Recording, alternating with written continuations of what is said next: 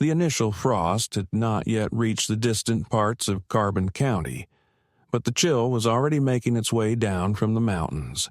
By the end of October, the aspens had grown pale and fragile, and the atmosphere carried that sharp stillness that caused dogs to whine in their sleep and windmill blades to groan like fading creatures. Jack Carter no longer paid much attention to the cold. This was not because he had become accustomed to it, but rather because it no longer had any access to affect him. At 44 years old, he lived alone in a structure that had once been a freight wagon, then transformed into a field infirmary during wartime, later serving as a shelter for Cheyenne scouts at the border, and now finally it was his home, if a man, like him, could still claim that title. The wagon rested unevenly among old rusted farm equipment and a partially collapsed shed, surrounded only by cracked soil, rolling low hills, and crows that circled low in dark arcs across the sky like symbols of a lost language. No one ventured this far north unless escaping something or indebted to someone far more dangerous than death itself. Jack Carter was neither fleeing nor in debt. He moved silently through the valleys, bartering furs and cured meat with the Lakota widow living on the eastern side of the pass. Whenever the fierce winds battered the dilapidated fences of the deserted farms nearby, he would fix the twisted barbed wire without complaint. Jack rarely spoke, only when absolutely necessary. He only drank if his hands trembled from the chill or from restless nightmares. Though he always kept a small pistol loaded and concealed beneath his cot, he had not fired it in over 5 years, ever since the man wearing a crimson vest and sporting a silver tooth came hunting a bounty only to leave behind a broken kneecap and a bloody trail disappearing into the ravine. Residents of the nearest settlement, Hartley Ridge, which had scarcely more than 35 people during calm weather, called Jack Carter a watchman. Not because he guarded anyone, but because he observed everything around him. Tales circulated about him. He once sliced a man's throat with a broken spur. He had spoken Comanche fluently until part of his tongue was cut off. He supposedly slept with one eye open and the other hidden inside a box buried beneath his floorboards. Jack paid no attention to these stories. The more others feared him, the fewer sought to drag him into their trivial matters. He had been involved once before. 6 years back, he had buried a woman on a hillside, her name eroded from the stone by poor carving and harsh weather. He had also lost a child, so tiny it fit in the palm of his hand, wrapped tightly in cloth and already cold. Grief no longer remained within him, only endless days, one following another without pause. That was the reason Jack Carter arrived in town that October evening, just a regular visit. Tobacco, salt, flint, and axle grease were his usual purchases. He preferred to come close to closing time when the tavern was filled with loud voices and the general store shelves were mostly bare, when the preacher was too drunk to acknowledge anyone, and the blacksmith's dog was curled up in the ashes. Jack moved through the town like a mist, seen but left alone. However, on this specific night, as he walked across the square, something caused him to halt suddenly. No noise, no words, only a disruption in the scenery. A cage. Not a formal one, but a makeshift cell constructed from a pig pen frame with chicken wire stretched over it, resting on a buckboard wagon whose muddy wheels sunk nearly 6 inches into the ground. Inside this cage were 2 figures, a teenage girl no older than 16, barefoot and expressionless, and a baby wrapped in a tattered petticoat, softly crying like a calf desperate for water.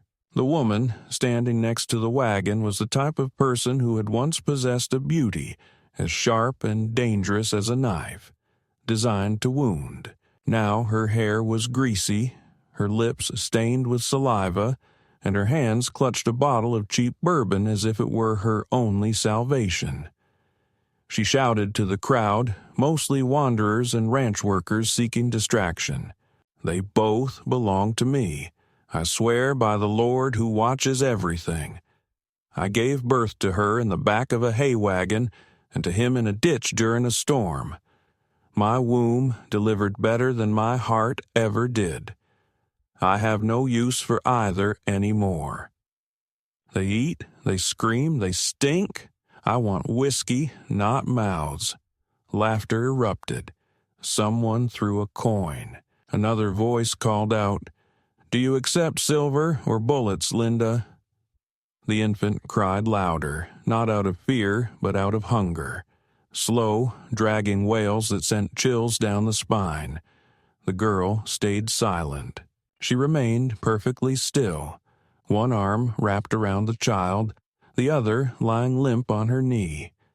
Her eyes showed no despair. They were not lifeless either. Instead, they seemed calculating, as if she had already anticipated every possible misfortune and was quietly awaiting the final count. Jack Carter did not move closer, at least not yet. He observed from the opposite side of the square, his hand still resting on the sack of nails tucked inside his coat. The girl was a stranger to him, as was the boy, yet something stirred deep within his chest, an instinct long ingrained or perhaps a scar that refused to fade. The crowd began to disperse. The woman resumed shouting with slurred words. "I will take one jug, just one. Heck, I will even add the father's name if that sweetens the deal." Nobody answered. The spectacle had ended. People who had enjoyed their cruel entertainment were already walking away. But the girl remained. Her eyes stayed steady, neither pleading nor performing, simply enduring.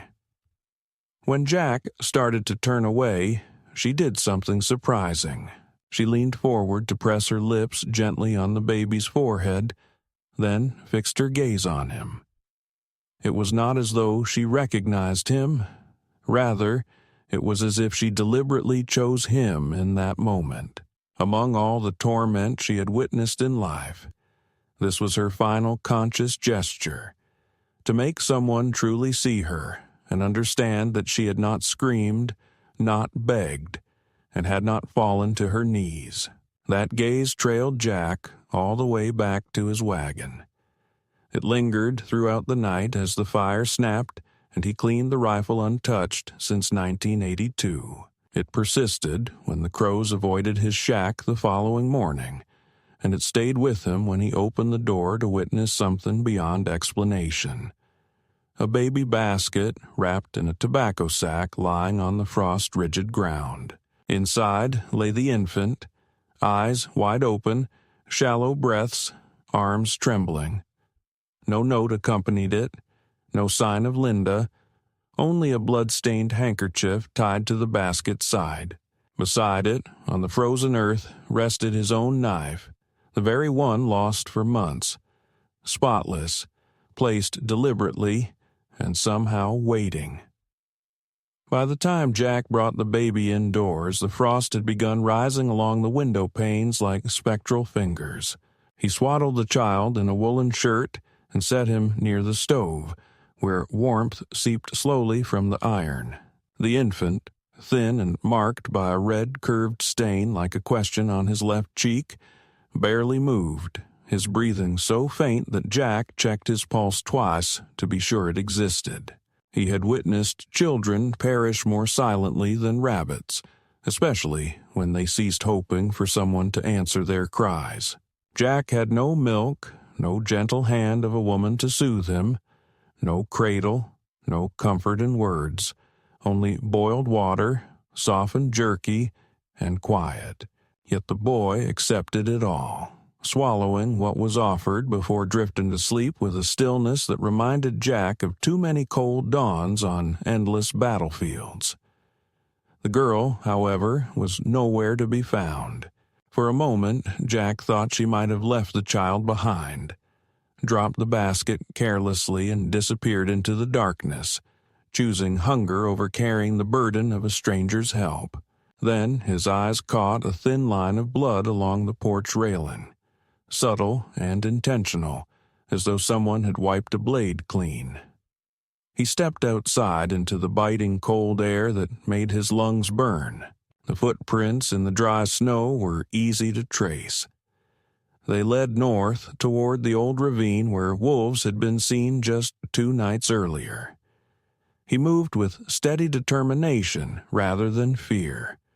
Yet it was he who came upon her first. She crouched behind a fallen cedar, her hands covered in dirt, eyes wide but not frenzied. Nearby, face down and groaning, lay a man, one of the drifters from Hartley Ridge. His shoulder was ripped open, blood seeping into the ground. Jack Carter did not ask questions. The girl did not offer explanations. When she noticed him, she rose slowly, one hand still clutching a dull, rusted hatchet. Her dress was torn at the neckline. One side of her lip was split. She looked at him as if she were halfway gone from this world, as though no one was meant to follow, find, or care about her. Jack said nothing. He stepped past her and carefully rolled the man onto his back. Recognition struck sharply. The man was Maynard, a notorious card cheater, occasional cattle thief, and the type of scoundrel who always grinned too wide at girls who refused to return the smile. Jack checked his pulse. Still alive. He glanced back at the girl.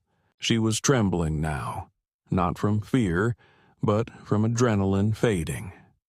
He extended his hand slowly and took the hatchet from her grasp. She released it without resistance. He did not ask whether Maynard had tried to harm her. He did not need to. The answer was clear in the tension of her shoulders and the tight set of her mouth.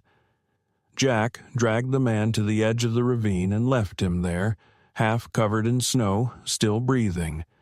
Not out of kindness, but as a warning. Hartley Ridge would find him, and they would understand the message. Back by the wagon, the child remained asleep, his tiny fingers curled into fists. Jack Carter placed a blanket over the girl and indicated the pot of stew. She did not begin eating immediately. Instead, she sat quietly, fixated on the stove as if it were a sacred place, and she awaited a signal to nourish her spirit. Eventually, she lifted a spoon and ate slowly. Each bite was careful and deliberate.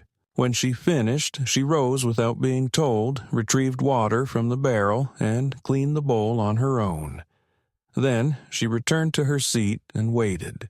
Jack observed her thoughtfully, curious about who had taught her to behave like that, to seem invisible, useful, and silent, working as if she were a servant. This was not submission, but a form of protection.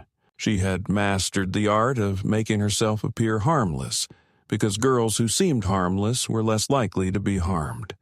Jack had encountered this before. Later, as the wind moaned against the wooden frame of the wagon and the fire turned into glowing red embers, she reached into her coat and pulled out a small piece of cloth, a fragment ripped from someone else's shirt, and carefully unfolded it. Inside, there were 2 items, a single hair ribbon and a silver button. She held them as if they were precious keepsakes. Jack did not ask any questions. He sat opposite her, quietly sharpening a knife. The silence between them was neither comfortable nor harsh. It simply existed. After a while, she finally spoke, not with a trembling voice filled with fear, but in a flat tone, like reciting a list she had repeated too often. His name is Jamie. He's 8 months old. He doesn't sleep when it's noisy. If the goat's milk is warm, he'll drink it, and humming helps him settle faster. Jack stopped his sharpening for a moment. She went on. He's not ill, but he doesn't cry loudly. just quietly, like he's scared to make a sound. Her voice broke a little, yet she pressed on. Linda used to shake him when he cried. One time she left him outside overnight. She said if he wanted to be born, he had to prove it. Jack Carter exhaled softly through his nose. Words would not fix this moment. Instead, he gave a single nod, set the blade aside, and rose to his feet. Reaching into the chest, he pulled out a saddle blanket and offered it to her. As she settled down, wrapping the cloth gently around her shoulders, he spoke in a low voice. "What do they call you?" She met his gaze steadily, holding it longer than most could endure, then murmured, "Sarah." Just that. No surname, no further details. Jack did not press for more. He simply nodded again and repeated, "Sarah." That moment felt like laying the very first brick in a structure neither expected to erect. The following day, news traveled swiftly through town that Maynard had been discovered alive, barely conscious, frost-covered, and babbling incoherently. He shared a strange tale involving a girl, a child, and a scarred man who carried a crow perched on his shoulder and never blinked. Many townsfolk dismissed the story with a knowing eye roll. Others watched cautiously, suspicion tightening their gaze. The sheriff quietly made inquiries but avoided drawing attention. No one wanted to provoke the man who rode in the wagon, especially when danger showed its teeth, yet, despite all efforts, danger arrived anyway. 3 nights later, Jack Carter returned from the ridge carrying rabbit meat and noticed the wagon door ajar. The fire just a faint glow. Inside, Linda stood holding a shotgun aimed at the ground, her hands trembling. Before her, a man was tied to the table leg with rope taken from Jack's gear. His face was swollen with bruises. A knife lay on the floor nearby. "He came looking," she explained. "Said I owed him. Said Jamie is not mine. Said I was just surviving." Her voice did not rise. Instead, it lowered, cold and heavy, like melting ice in early spring. Jack did not question if it was true. It was irrelevant. What counted was that she had not fled. She had not screamed. She protected a child using nothing but rope, a weapon, and her own strength. Jack untied the man, hauled him outside, and left him in the dirt, his nose broken, with a clear message. "Do not return north." That was the final time anyone tried to take Jamie. Yet, it was not the final time someone sought to steal the truth. Later, as the boy slept and Linda sat weaving a strip of cloth into a rope, Jack asked a question he never intended to ask. "Why him?" She glanced up, puzzled. "Jamie. Why keep him? You could have left him." Her hands froze. She remained silent for a long moment. Then, quietly, she said, "Because he doesn't know how to leave me, and that means I cannot leave him." And Jack, who once buried a daughter he never had the chance to hold, felt a deeper understanding at that moment than words could express. That evening marked the moment he started crafting the crib. It was not made from ordinary pine or commonly purchased timber. Instead, it was constructed from cedar boards he had kept from the home that had burned down many years before, the place he had never mentioned aloud. Each nail hammered into that crib carried the weight of atonement. Every carved groove represented a promise. When it was finished, he gently set Jamie inside and watched as the boy's small hands gripped the edge, like roots seeking nourishment in the earth. Linda smiled. For the first time, her smile was not broad or dazzling, but genuine. That night, they stopped being strangers connected merely by chance. They became something different. Not exactly a family, yet close enough that if it fell apart, it would cause real pain. Winter had not yet fully gripped the earth, but its presence was undeniable, as if its breath already touched the very bones beneath the surface. The daylight hours were diminishing, edged sharply by gusts carrying the aroma of stone and ancient ash. Nights arrived swiftly and quietly, much like a thief silently returning to his old haunt. Inside the wagon, the atmosphere grew dense with the smell of coal smoke and the warmth emanating from two uneasy bodies still uncertain about coexistence. Jack Carter moved in his usual manner, purposeful, quiet, with the stance of a man convinced that walls must not hear secrets and that company should depart quickly.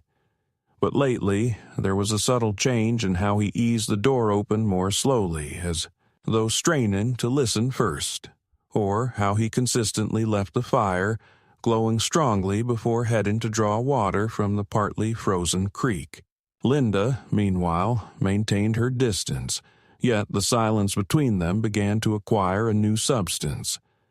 It gained weight and form, resembling a rhythmic breeze sweeping over a canvas finally stretched tight after sagging for far too long.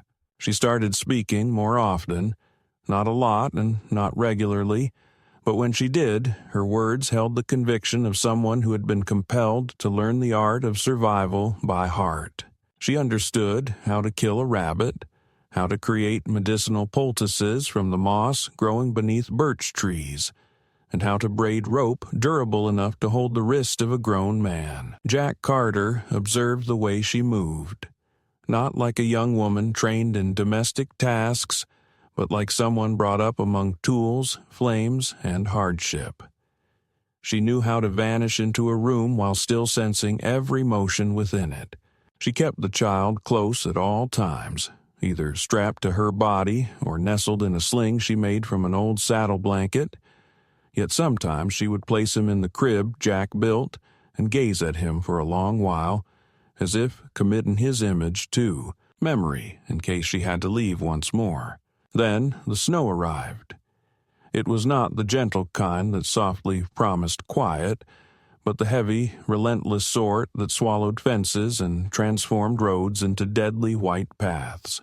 Jack Carter had gone out early to inspect the traps and stayed away longer than usual. When he finally returned, wet up to his waist and limping slightly after slipping on a rock, he found Linda perched on the wagon roof, hammer in hand, sealing a leak with tar and strips of hide. The baby was inside, sleeping peacefully, and the fire remained safe. She was alone above, her hair clinging to her forehead, her face pale from the cold, yet her jaw set with determination. He did not ask how she had climbed up or how she located the leak. Without a word, he passed her another nail and steadied the ladder as she worked. Later that night, something broke the silence. She stood by the stove, unwrapping dried meat with hands trembling from the cold, and said, "I once broke a man's leg. Not Maynard, someone else. He wanted to keep me for himself. Thought that if he paid enough, I wouldn't resist. But I did." Jack said nothing but poured hot water into 2 tin cups. She avoided looking at him, her voice rough and low like gravel scraping wood as she continued. "They believe that if you are small, you will remain small, but even rabbits bite when their home is taken." Jack handed her a cup. Their fingers touched. She did not pull away, nor did he. Then came the night that almost destroyed everything they had built. Jamie began coughing, a harsh, rattling cough that jolted his tiny ribs and turned his sleep into soft whimpers. Linda barely found any rest. She remained seated beside the crib, offering him small spoonfuls of water boiled with pine bark and salt. Jack brought her herbs from the ridge, ones he remembered his wife using many years ago before her lungs failed. Linda never questioned him, only crushed the plants into poultices, rubbed them gently onto the boy's chest, and sang so softly it was almost a whisper. One of those cold nights, with snow piling heavily against the door like an unspoken judgment, Linda reached out and touched Jack's sleeve as he handed her the kettle. It was not a grasp, but a light touch, just the tips of her fingers resting on his forearm as if echoing a thought she had yet to voice. Jack looked down at her, and for the very first time, she did not look away. Her eyes, swollen from exhaustion, held something deep and unspoken, thankfulness tinged with caution, sorrow wrapped in quiet strength. She whispered, "He's improving. You have given me time." Jack remained silent, unable to respond. Instead, he placed the kettle down, seated himself beside her on the floor, and together they listened to the baby's breathing, treasuring each breath as if it were something to protect. The following morning, the wind had settled, and the snow had frozen into tough, brittle layers. Jack stepped outside to clear the walkway and inspect the shed. When he came back, he found Linda not inside the wagon, but crouching behind it in the snow, a rifle resting on her knees. As he approached, she pointed toward the trees. "Riders," she whispered. There were 2, perhaps 3, too distant for a clear view, yet too close to disregard. Jack stayed calm. He took the rifle from her hands, examined the chamber, and placed it aside. "Get inside," he instructed. "You and the boy." She hesitated. "I can handle a gun." "I know," he responded. "But if things go wrong, you won't be the one they remember." The riders did not advance. They waited near the tree line for about half an hour, then disappeared by retracing their route.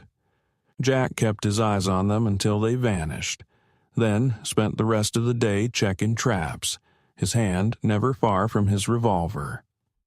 That evening, as Linda mended a rip in Jamie's swaddling cloth, she remarked, "They weren't merely observing, they were evaluating, figuring out if we're a threat worth dealing with." Jack nodded thoughtfully. Let them keep wondering.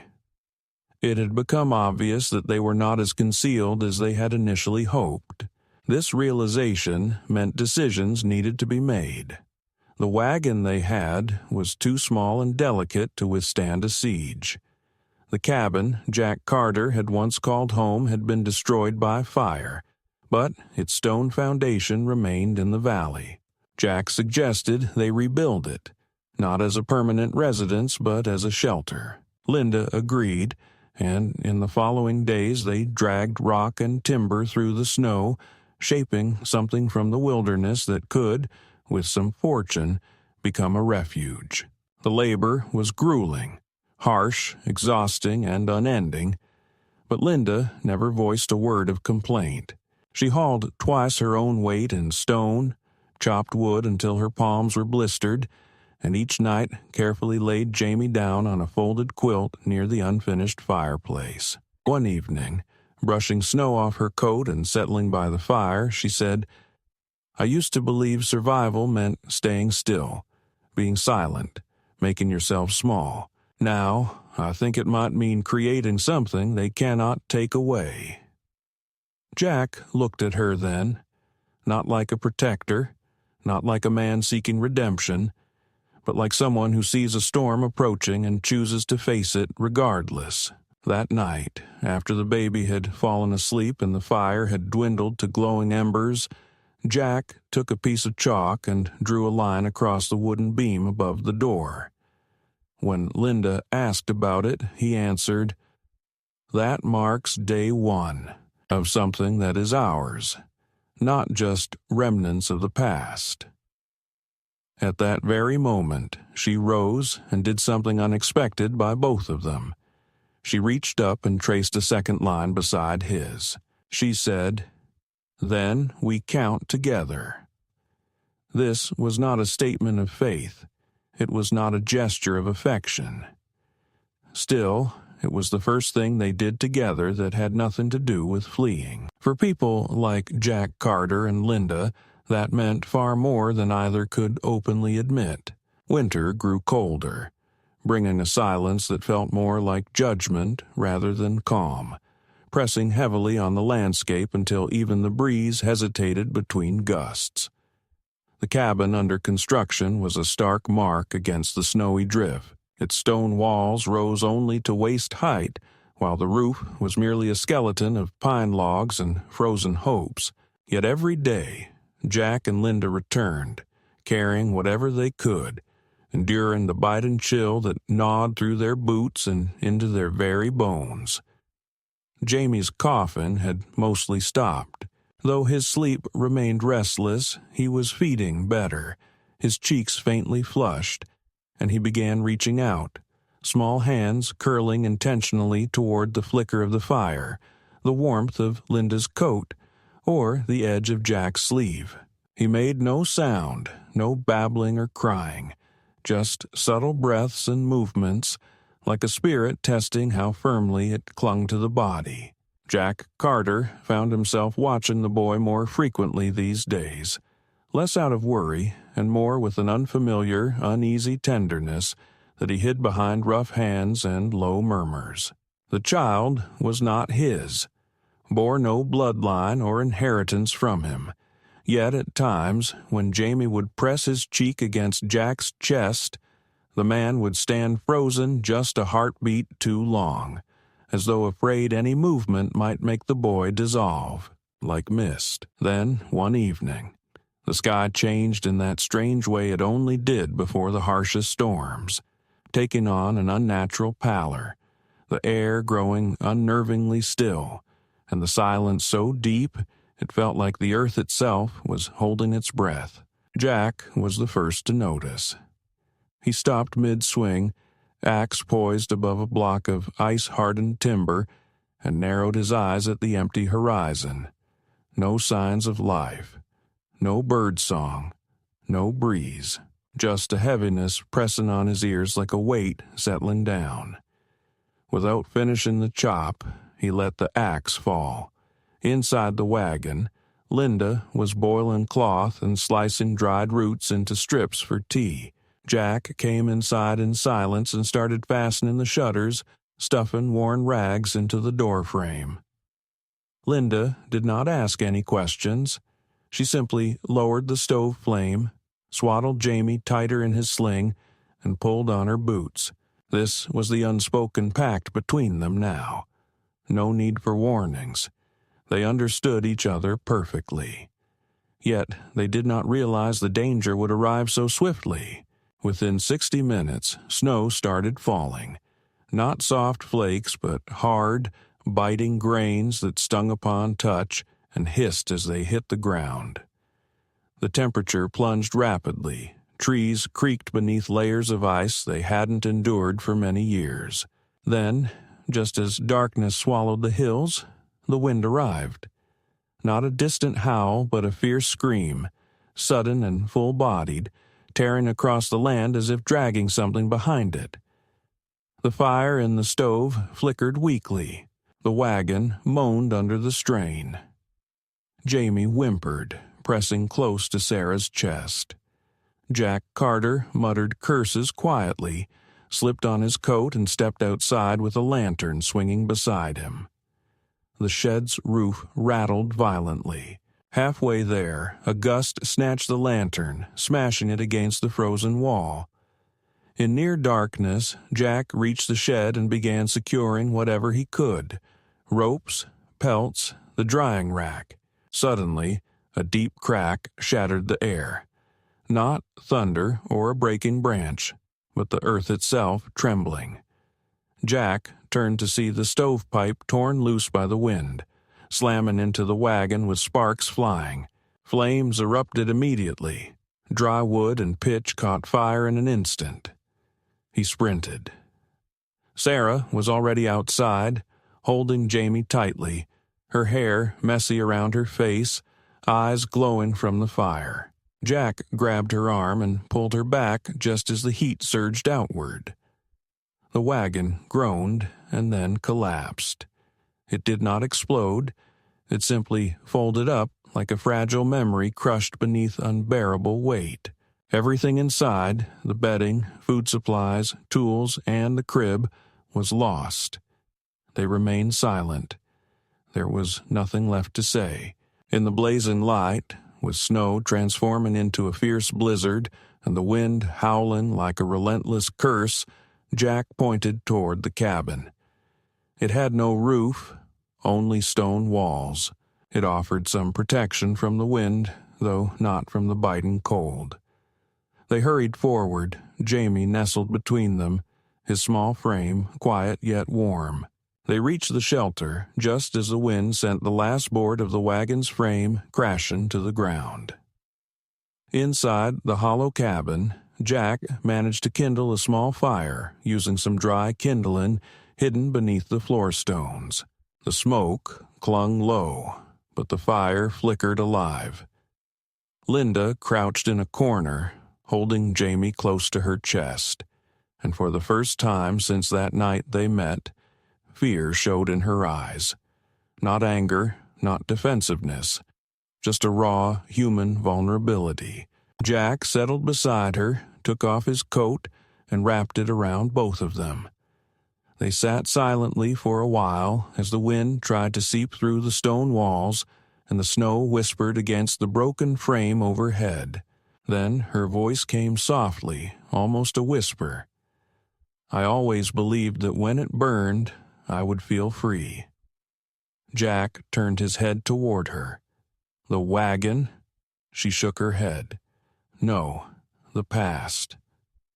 Jack closed his eyes. The scent of smoke lingered on his hands. His bones ached in the familiar way they had since the war, a reminder that survival left fragments of oneself scattered like footprints in the snow. He reached out hesitantly and rested his palm on Jamie's back. The child shifted slightly. Linda did not recoil. She whispered, "I named him after a ghost." Jack did not ask whose ghost. She never said. Outside, the wind faded just before dawn. Inside, the fire barely stayed alive. In that space between ruin and dawn, something changed once more. It was not loud.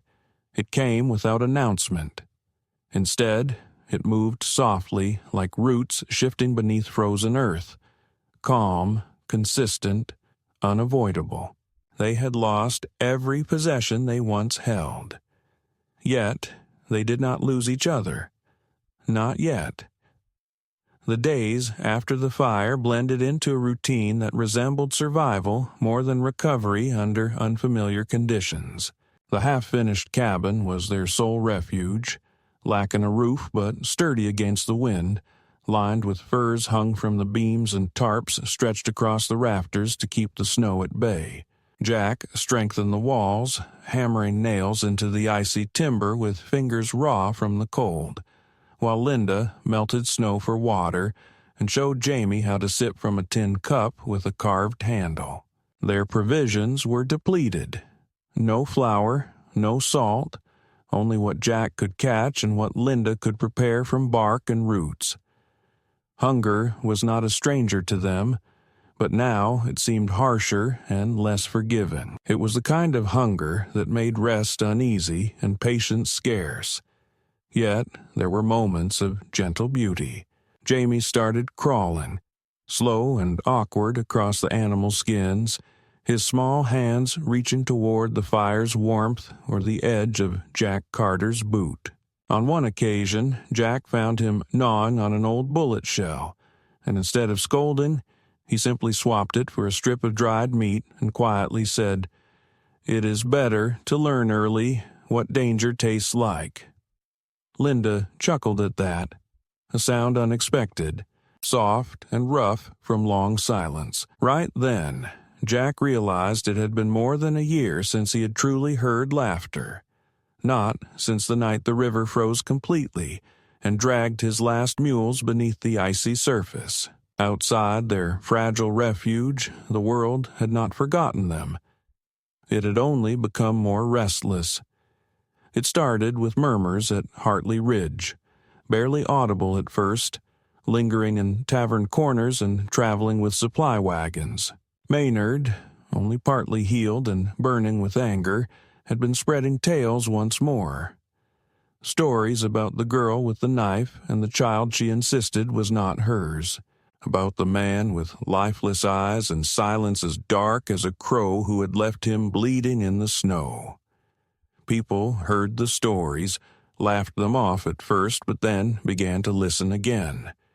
Because when stories are repeated, they turn into suspicion, and suspicion always demands someone to blame. By the time the first thaw of spring transformed the paths into streams of mud, the gossip had gained weight. A preacher's wife insisted she had spotted Sarah in town years earlier, already with child. Although no man had ever stepped forward as the father, the general store assistant mumbled that he once saw Jack Carter hold a baby as if it were a heavy stone. Not the way a father should cradle a child. The elderly women near the boarding house remembered how Sarah had been expelled from her mother's house, her name erased from the family Bible.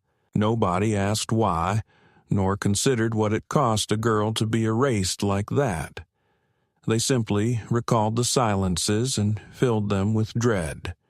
Then the preacher appeared, one-eyed, white-bearded, his voice a mix of scripture and bitterness. He rode up the mountain trail on a borrowed mule, clutching a Bible in one hand and a petition in the other. He found Jack chopping wood without greeting.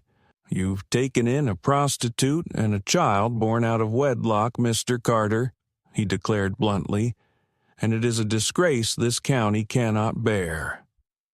Jack kept chopping without turning his gaze. The preacher continued, "People are uneasy.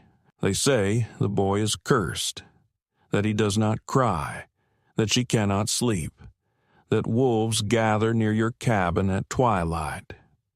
He paused to adjust the reins. "They want them gone, possibly sent to the mission, or sent back to where she came from. You may remain, of course. No one seeks conflict, only peace." Jack Carter swung the axe, splitting a log cleanly, then asked, "Have you ever read the part where Christ said, 'Let the little children come to me'?" The preacher sneered back, "Not when they are born from sin." Jack looked up slowly, his gaze sharp, and said, "Then you should read it again. The entire passage, not just the sections that justify your fear." The preacher left, but not without making a scene. By the end of the week, a small group showed up, 3 men and 2 women, all dressed in their Sunday best, wearing grim faces that barely hid their self-righteous anxiety. Linda noticed them first. She was washing Jamie in a wooden basin outside, softly humming when she caught a movement beyond the trees. She didn't scream or flee. Instead, she wrapped the baby, handed him to Jack, and grabbed the rifle resting against a tree stump. They did not draw their weapons immediately. Instead, they approached politely, speaking of the well-being of the community, concerns among respectable families, and unease about unnatural conduct. They asked once if Linda would consider leaving. They claimed she frightened the animals, and that dogs barked without stopping whenever she passed. They even said the air around her felt wrong. Linda said nothing. She stood firm, her rifle aimed at the ground. Jack waited for them to finish and then asked calmly, "Which one of you intends to take the child from her arms?" No one responded. He stepped forward, holding Jamie in one arm while his other hand rested on the knife at his waist. She carried him through the harshest winter, nourished him when her own strength was gone, stayed by his side when the fire destroyed everything, Do you think some godless decree gives you the right to take that from her?" His voice was calm yet thunderous. "If you want him, come and take him. But I can assure you, there will be no mercy, only graves." They departed. Not all of them did so willingly. For a while, the mountain became silent once more. But silence is never true peace. It is merely the calm before the storm. One night, as distant thunder rumbled and the wind brought the scent of damp ash, Jamie began to wail. Not a quiet whimper, not a cry of hunger, but a piercing scream that shook his tiny frame and flushed his face a deep red. He did not stop. Linda rocked him, sang softly, offered warm milk, applied cold cloths, whispered prayers she had not uttered since she was a child.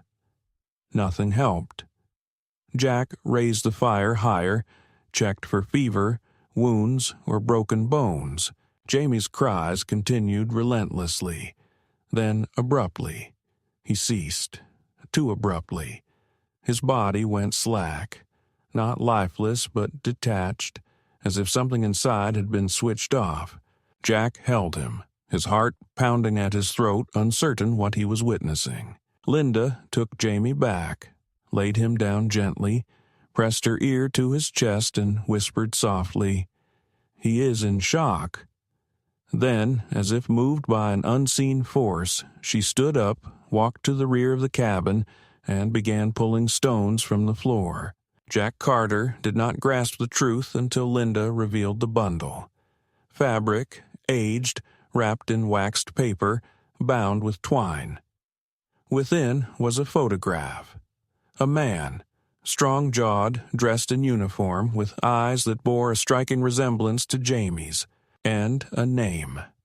Written shakily with ink on the back. Ben Tillman, July 5th, 1885. Linda handed it to Jack and explained. That was his father. He perished in a mining accident in Missouri. They erased his name, claimed he was unworthy. My family insisted I was imagining things, said I had bewitched a spirit. She knelt beside Jamie. He is not under a curse. He is mourning someone he never knew, much like me. Jack remained silent. He simply sat down beside her and, without speaking, placed his hand over Jamie's chest. Then he waited. That night, the boy moved slightly. His hand closed around Jack's thumb, and Linda, her eyes dry but red, murmured, "You cannot fix what people dread, but you can endure beyond it." For the first time, Jack believed she was right. Spring arrived with its usual intensity. Riverbeds overflowed, rocks cracked from the melting pressure, and branches snapped like fragile bones. The valley thrummed with renewal, yet high on the hills the ground stayed firm and frost lingered like a bitter memory. Jack Carter had finished constructing a solid roof over the cabin, sloped and coated with tar, made from beams rescued from the old mill. Linda had sown a row of early potatoes in a shallow trench behind the barn. Jamie, now steadier on his feet like a young horse, wandered continuously around the fire pit, sometimes dragging a stick, sometimes clutching a tin cup as if it were a prized possession. They were crafting something resembling life, though the lingering smell of smoke still clung to the air. Yet both understood that tranquility was merely temporary. One morning it arrived with the sound of hooves on slick stones, too many to be mere travelers and too deliberate to be simple merchants. Jack stood on the porch, his rifle already hanging across his chest, while Linda silently led Jamie indoors. 4 men rode into the clearing, all wearing tan coats, spurs jingling, guns loosely held at their sides. They lacked official badges, but carried the undeniable burden of self-imposed authority. The lead rider, a sturdy man marked by a scar on his temple and a star on his vest, dismounted slowly and approached. "Are you Jack Carter?" the man asked, his voice rough as gravel soaked in whiskey. Jack gave a single nod. The man motioned behind him. "These men have come under the authority of territorial law. That girl in your cabin, she stands accused: theft, sedition, desertion, assisting runaways. They even whisper about witchcraft." He gave a grim smile. Quite the list for such a small woman. Jack remained silent. The man tilted his head. "We're taking her now. You can either cooperate or make this a lesson." Then Linda appeared, holding Jamie on her hip. Her gaze was steady, unmoving. She did not beg or plead. Quietly, she took her place beside Jack and said simply, "No." No scream, no cry, just a firm declaration. The tension hung heavy in the air. Suddenly, the man moved forward and Jack reacted instantly. The butt of the rifle crashed into the man's jaw with a sharp snap, and chaos broke loose. The other riders drew their weapons. Jack fired once, hitting one man in the leg before diving behind a pile of barrels. Linda carefully set Jamie down, pushed him behind the well, and grabbed the gun she had concealed beneath the porch. Smoke and shouts filled the air. Jamie let out a cry, his small voice piercing the commotion like a flare. One of the attackers tried to circle the cabin, but Linda shot him in the shoulder, sending him tumbling. Another bullet grazed Jack's side. He faltered but kept shooting. Then the flames began to consume the place. A lantern, knocked over in the chaos, caught the corner of the barn. Flames burst upwards as if waiting to explode. The horses cried out in terror while thick smoke filled the open space. Linda ran toward the well, grabbed Jamie, turned around, and saw Jack Carter kneeling, blood streaming from his thigh, with the lead rider standing over him, a revolver pointed directly at his forehead. She acted without thinking. She did not take careful aim. Instead, she screamed and pulled the trigger. The bullet struck the man in the neck. He fell silently, blood splattering against the stone beneath him. Jack Carter slumped back, gasping for air. The rest fled, carrying their injured and leaving behind the flames and fallen comrades. Linda dropped the gun and rushed to him. He was barely conscious, jaw clenched, pressing his hand against the wound as blood poured hot and fast. She ripped off his belt, tightened it above the injury, and stuffed cloth into the deep cut. He did not speak, only looked at her with the calm resoluteness he showed when teaching her how to read the wind. She whispered, "Stay with me." He blinked once. She repeated, "Do not leave." Jamie climbed into his lap, tiny arms awkwardly wrapping around Jack Carter's middle. The man made a sound, whether a groan, a laugh, or a mixture, Linda could not tell. Watching them, she understood there was no one else coming. No doctor, no lawman, no rescue, only themselves. So she dragged him indoors, lit a fire, boiled water, and did whatever had to be done. She stitched the wound using strands from her own hair, pulled gently from a comb, and held his hand whenever his trembling grew intense. Jack Carter remained silent. He did not cry out, yet at one point, as his temperature soared, he murmured a single word, barely audible. "Stay." She stayed. For a total of 3 days, she did not rest. She nourished Jamie with one hand while cooling Jack's fevered forehead with the other. On the 4th day, the fever finally subsided. When Jack's eyes opened and he saw her curled up next to him, clutching Jamie protectively, he stretched out his weak, shaky hand and placed it softly on the boy's back. No promises made. No assurances given. Only touch, only presence. And for them, that meant everything. When the snow returned once more, gentler this time and without harshness, the cabin remained intact. The barn had vanished, its framework charred and concealed beneath a fresh layer of ash. Yet the home endured. Walls mended, roof covered with rugged wooden shingles, windows fitted with rescued panes from a closed church that Jack Carter had helped restore long ago when he still believed that redemption was possible through hard work. Now, that place had taken on a new meaning. It was no longer a fortress or a sacred site. It simply served as a shelter that kept warmth through the night and offered silence that did not blame. Jack's movements were slower these days. His leg constantly reminded him of its presence, becoming stiffer when the chilly wind blew. Yet he still moved. He cared for the fire with a tenderness that he had formerly only reserved for weaponry. He carved a new cradle from pine that he had dried himself, smoother than the previous one, crafted not with haste, but with patience.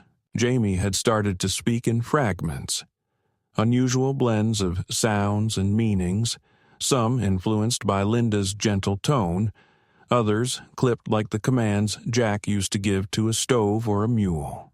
The boy ran in uneven circles, often tumbled but always laughed as he got up, his persistence a subtle form of rebellion. Sarah had transformed as well. She no longer glanced behind her when splitting wood. Once a month she strode into town, chin raised, jaw firm, with Jamie resting on her hip, daring anyone to object. No one did. Not anymore. The preacher had disappeared. Some rumored he had fled the county altogether. The rest had fallen silent. No arrests were made, no court date set. Too much blood had soaked that mountain for any law to stand. Instead, murmurs faded away. Fear shifted elsewhere. What remained, like smoke lingering after flames, was an unusual kind of respect. Not warmth, not confidence, but a burden. The kind of weight a town places on matters it cannot grasp, but understands it must not confront. That winter, Jack Carter started teaching Sarah how to read properly. Not just simple names or signs, but entire sentences, dense paragraphs, old ledger records, and well-worn storybooks that had somehow survived harsh weather and conflict. She read slowly at first, lips barely moving, finger following each word carefully as if navigating unfamiliar terrain. Yet she was quick to learn. Before long, she no longer needed assistance. Instead, she would read aloud to Jamie at night, her voice soft and even, crafting tales from pages written for lives very different from their own, but somehow still resonating with truth. One evening, as snow quietly settled against the windows and the fire crackled softly in the fireplace, Sarah read aloud from a children's primer about a boat crossing a river and a man who gave his coat to a child. When she finished, she glanced over to find Jack Carter asleep, not slumped or sprawled, but resting with his arms folded and one boot still half-laced, as if he had planned to rise again shortly, but forgot. Jamie lay curled at his feet. She did not disturb either of them. Instead, she gently set the book aside and simply observed their steady breathing. Their existence was not filled with happiness, yet it was a life forged by deliberate choices. For them, that was everything. In early spring, Jack placed a stone at the edge of the field. It bore no name, no date, only an engraved crow in flight, its wings stretched wide and carved deeply into the granite. When Sarah asked about it, he replied, "Because not everything has to be spoken for it to be remembered." She understood perfectly. Years passed, but the mountain never forgot them. Visitors told stories of a man with a limp and a girl who could shoot better than many men, and a boy who once did not cry but now sang to goats and named the wind. Some claimed the cabin was a fortress, others insisted it was a prison. Yet those who stayed long enough, who noticed the garden Linda planted and the porch Jack fixed every spring, shared a different tale. They said it was a beginning, and that was enough.